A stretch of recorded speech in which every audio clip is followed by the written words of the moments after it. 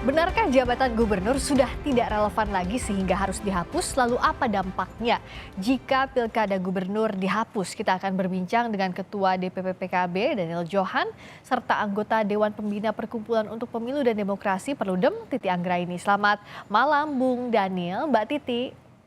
Selamat Malam Mbak, malam, Mbak Friska, Bang Daniel. malam Bu Titi. Selamat malam. Saya ke Bung Daniel dulu. Ini urgensinya apa? Kok bisa tiba-tiba muncul usulan jabatan gubernur dihapus gitu, Bung Daniel? Ya, selamat malam seluruh peserta pemirsa Kompas, Mbak. Jadi sebenarnya ini usulan wacana yang sudah cukup lama yang kita diskusikan di internal, tetapi memang baru disampaikan oleh Caimin secara langsung minggu kemarin. Usulan ini lebih ke bagaimana waktu itu kami memikirkan efektivitas posisi dan peran gubernur yang melalui proses pilkada dengan biaya yang cukup besar, termasuk anggaran-anggaran yang cukup besar, tetapi tidak dianggap efektif untuk pembangunan yang berhubungan langsung dengan masyarakat. Kok bisa dikatakan Sebenarnya nggak efektifnya tuh di mananya, Bung Daniel? karena ini suara-suara masyarakat yang melihat pembangunan yang dilakukan di tingkat provinsi itu tidak terlalu dirasakan langsung di tingkat bawah. Tetapi sebenarnya bukannya gubernur dihilangkan lalu perannya nggak ada, tetapi lebih cenderung ke proses pilkadanya itu yang secara bertahap mungkin nanti tidak ada lagi, sehingga posisi gubernur misalkan, ini salah satu alternatif ya, misalkan nanti langsung dipilih oleh presiden dengan diusulkan oleh misalkan DPRD tingkat kabupaten atau DPRD tingkat provinsi kalau memang masih ada. Nah, misalkan diusulkan 3 nama atau oleh DPR RI, nanti baru presiden yang menunjuk dari 3 nama tersebut. Itu salah satu alternatif. Nah, apakah nanti jabatannya misalkan sebagai gubernur jenderal kah? Atau misalkan sebagai menteri muda koordinator wilayah Sumatera Utara, menteri muda koordinator. Nah, jadi jabatan seperti itu yang ditunjuk langsung oleh presiden yang setingkat menteri. Itu alternatif aja karena Apa nggak mundur lagi kalau kita bicara soal pemilu tidak langsung, Bung Daniel?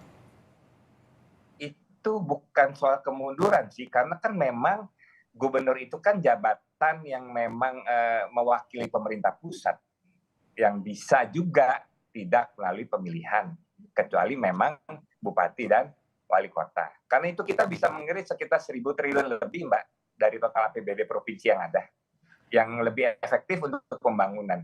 Dan sementara saat ini lebih banyak untuk ya operasional sehari-hari aja, gaji dan segalanya.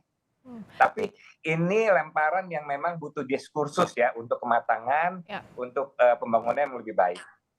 Kalau Mbak Titi lihatnya ini realistiskah dan urgentkah untuk diwujudkan?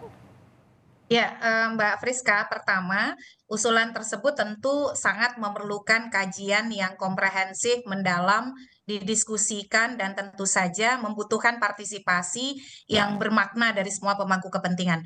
Tapi kita bisa melihat usulan ini dari 3 hal. Pertama, dari sisi urgensinya. Yang kedua, dari sisi konteksnya. Dan yang ketiga, dari sisi substansi. Kalau dari sisi urgensi, jangan lupa, kita di tengah persiapan agenda besar Pilkada Serentak Nasional 2024 yang sudah disepakati secara politik, konsensus politik 27 November 2024. Dan segala persiapannya sudah berjalan. Termasuk misalnya meskipun kita sedang pemilu serentak, tahapan sudah berjalan, tetapi segala hal yang menyangkut untuk menuju 2024 itu, Pilkada Serentak Nasional November 2024 itu sudah dilakukan.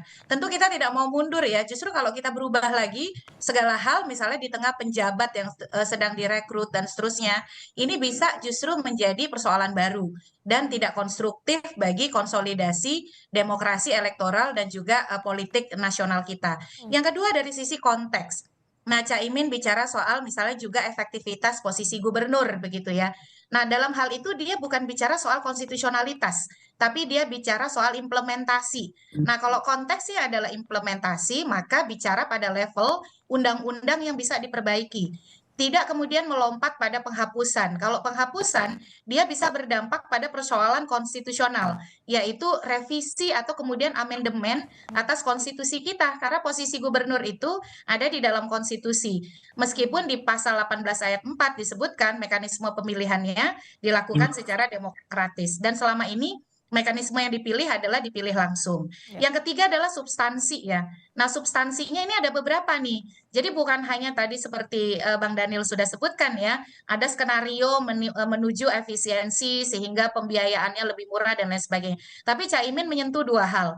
Penghapusan jabatannya sendiri karena tidak efektif, padahal itu efektif atau tidak bergantung pada desain lanjutan yang terdapat di dalam undang-undang. Jadi kalau problemnya adalah di efektivitas implementasi, jadi yang harus dibenahi itu adalah undang-undang tentang pemerintahan daerah. Oke. Kejelasan soal fungsi, wewenang, relasi antara pemerintah pusat, provinsi, kabupaten, kota. Jadi tidak harus menyentuh sampai persoalan mengubah substansi yang sesungguhnya amanat konstitusi, keberadaan gubernur begitu ya.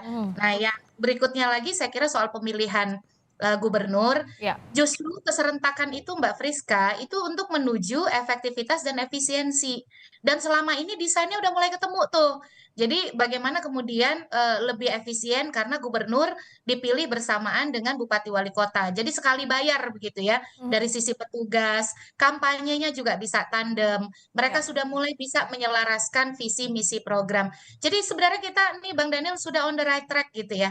Tinggal tadi perbaikan-perbaikan apa yang masih kurang, isu-isu yang mestinya lebih berorientasi pada gagasan, itu yang lebih kita perkuat menuju 2024 yang sudah kita skenariokan dan sejauh ini ya tidak terlalu ada masalah ya sebenarnya dari sisi persiapan gitu. Berarti kalau dari yang Mbak Titi jabarkan tadi, apakah Bung Daniel lihat ibaratnya kita ini rumah mau diperbaiki, nggak harus dibongkar ulang semuanya dong, direnovasi sedikit-sedikit di substansinya misalnya atau di konteksnya, nggak harus sistem pemilihannya dibongkar, nggak harus dievaluasi ada jabatan gubernurnya Bung Daniel? Ya, kalau dalam perspektif kita ya kita tidak membongkar, kita tetap melakukan reformasi di dalam sistem pemerintahan yang lebih efektif, misalkan dalam konteks kedudukan gubernur. Artinya kan fungsi gubernur tetap ada dan sebagai penyambung pemerintah pusat sehingga rentang kendali antara pusat tidak terlalu jauh sampai ke kabupaten kota. Ini kita dorong agar menjadi diskursus dengan keyakinan kalau ini kita lakukan maka percepatan pembangunan khususnya infrastruktur di desa-desa yang saat ini banyak terbengkalai karena memang dana juga terbatas itu bisa dilakukan berkali lipat kalau misalkan ini kita simulasikan dengan baik. Per kapan sih targetnya untuk dibahas lebih dalam kalau dari PKB usulannya? Kalau dibahas kita akan mulai usulkan, lagi kita proses, nanti fraksi akan mengusulkan, tetapi sejauh mana ini bisa diimplementasikan kan tergantung dari pembahasan di DPR sendiri dan komunikasi antara kesepakatan DPR dengan pemerintah. Nah, kalau Mbak Titi melihat memungkinkan atau tidak kalau kita lihat dari kondisi sekarang untuk membahas ini, entah dalam jangka waktu pendek atau menengah atau bahkan jangka panjang? Karena akan banyak sekali nanti efek ke bawahnya ya kalau ini jadi dibahas atau jadi diokekan begitu.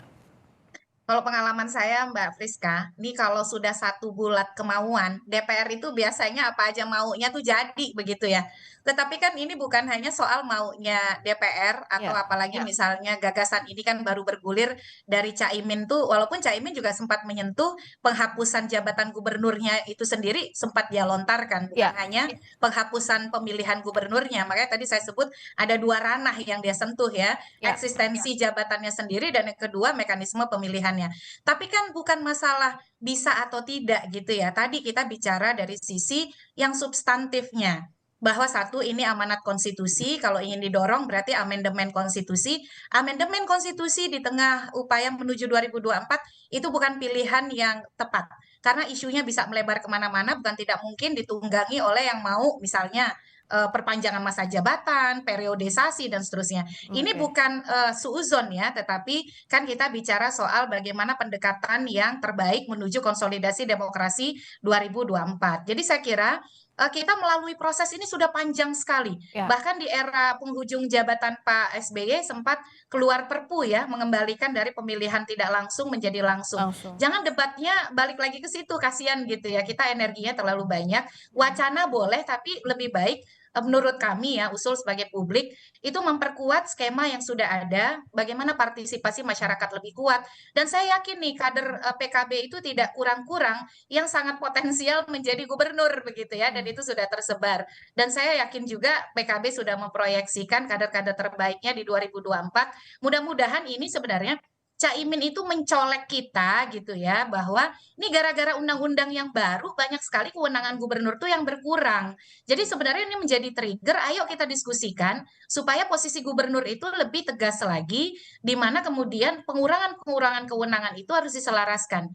Jadi saya lebih melihatnya pada apa ya, upaya untuk mengingatkan bahwa ada problem dari sisi efektivitas kewenangan, tapi memang kan kontroversi itu membuat kita bicara menjadi lebih menyeluruh gitu ya. Oke. Saya sih lebih melihatnya seperti itu Mbak Friska. Oke, kalau Bung Daniel, apa ini yang langkah strategis yang akan dilakukan? Apakah sudah lobby-lobby misalnya secara realnya dengan parpol lain, usulan dari Caimin ini dari PKB, atau seperti apa? Dan agar jangan juga di publik muncul persepsi bahwa kalau tadi misalnya ada usulan gubernur jenderal atau menteri muda, nanti kalau misalnya nggak efektif, ulang lagi, rombak lagi, tidak sekedar rombak-rombakan aja. Gimana Bung Daniel? Ya, tentu ini akan kita bahas secara matang ya, tidak sekonyong-konyong lah. Artinya kita lihat proses politiknya dan tentu kita setuju masukan dari Bu Titi bahwa ini benar-benar harus dikonsultatifkan dengan rakyat di bawah, karena ide ini pun muncul juga karena memang suara-suara yang kita serap, tapi kan masih sporadis. Nah, jadi kita harus merangkum semua masukan dari para ahli, dari secara pertimbangan politik, pertimbangan efektivitas pemerintahan, pertimbangan efektivitas pembangunan, seberapa anggaran ribu triliun yang bisa kita irit, bisa melakukan apa percepatan pembangunan, nah itu semua akan diukur. Nah, persoalan apakah cepat atau lambat, nah tentu kita tergantung proses politik yang ada dan proses konsultatif dengan masyarakat di bawah nanti. Pun Presiden Jokowi sudah mengomentari bahwa butuh kalkulasi yang matang, kajian yang mendalam. Meskipun usulan ini bisa datang dari mana saja, tapi jangan sampai mengorbankan kepentingan rakyat. Terima kasih atas waktunya sekali lagi Ketua DPP PKB Daniel Johan. Terima kasih Mbak Titi Anggraini, anggota Dewan Pembina Perludem telah bergabung di Sapa Indonesia Malam. Terima kasih, selamat malam.